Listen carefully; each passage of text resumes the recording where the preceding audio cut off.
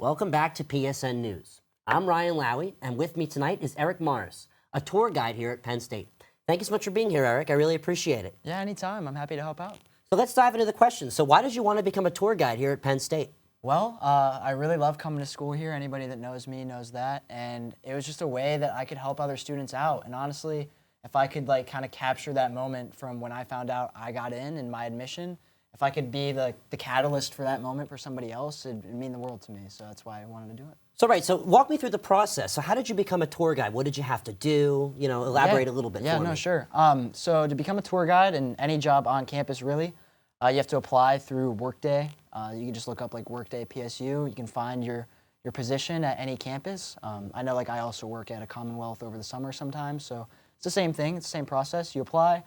They interviewed me over the summer over Zoom, which was nice. I got to meet some of those people, and then they brought me in for training when I got to campus. So what does your schedule look like? 2-3 tours a week maybe? Because of course you got to go to class and you're a broadcast journalism major. You're very familiar with this place, aren't you? Yes, I am.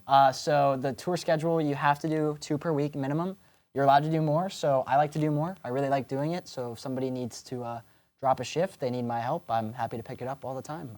So obviously you got to give some interesting Penn State facts. When I toured Penn State, I was not very interested in the facts, but I'll tell you, my parents were. So what do you tell the parents? Yeah, one thing I tell the parents all the time is that, here on campus, our average class size is actually 25 to 35.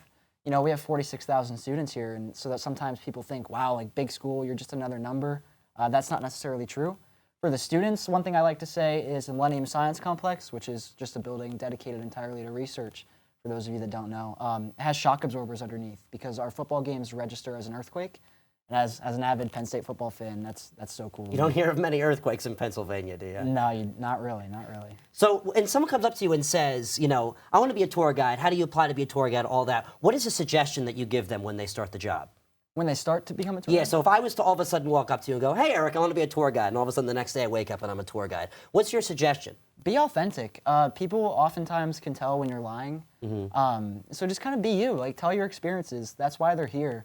If they wanted to just hear 2 hours full of information, they could just Google anything. So they want to hear about what you do on a day-to-day, a week-to-week basis, and what life is actually like here on campus. So does being a broadcast journalism major help you at all? Absolutely. Being in broadcast journalism, I'm no stranger to a camera, and that's always a performance. And in a way, tour guide is being a performance too. You're not lying, you're not acting necessarily, but you're in front of people that you don't know, talking, and you have to, like I said, kind of keep up energy and be engaging and get them to ask questions and things like that. So yeah. So when I turn on the TV and I see the national news, will I see you there 10 years in the future as a tour guide or as a broadcast journalist? Hopefully as a sports analyst of some kind, okay. Or a sports guy in Pittsburgh. What's your preferred sport? Football, for sure. You want to be football, so you want to be a Pittsburgh Steelers commentator? Absolutely. That's the dream. Would you want to come back here and maybe do some Penn State games for maybe CBS, whoever's got the contract then? Sure. Another thing I would actually love to do is teach as well. I'd love to be a journalism professor. I think that'd be a lot of fun. So when you're on tours, what is your favorite club that you suggest for everyone to do? After the Whistle, man. After the Whistle. Oh, I love After the Whistle. That's one that Ryan and I are a part of, and we just cover high school football in the area, and it's such a good time. Come back to a live show every Friday on 11:30 at YouTube. So yeah, we had a blast when we went to the games. They're just absolutely awesome. And not only that, what do you think of the class load here? Do you tell everyone it's tough? Do you think it's not so hard? What do you think? At Penn State? Yeah. I say for the class load, it's definitely probably a little bit more than you're expecting. One thing I tell students all the time, or prospective students that is all the time, is you're probably ready to come like you are, but you're definitely not as ready as you think you are. It is an adjustment. It's a whole new way of life. So I tell them to try and get involved a little bit, but definitely don't sleep on classes because not that they're so difficult you can't succeed, but they are a challenge sometimes. I don't mean to pick your brain here, but my next question is, what is the most interesting, or maybe for lack of a better term, strangest question you've ever had?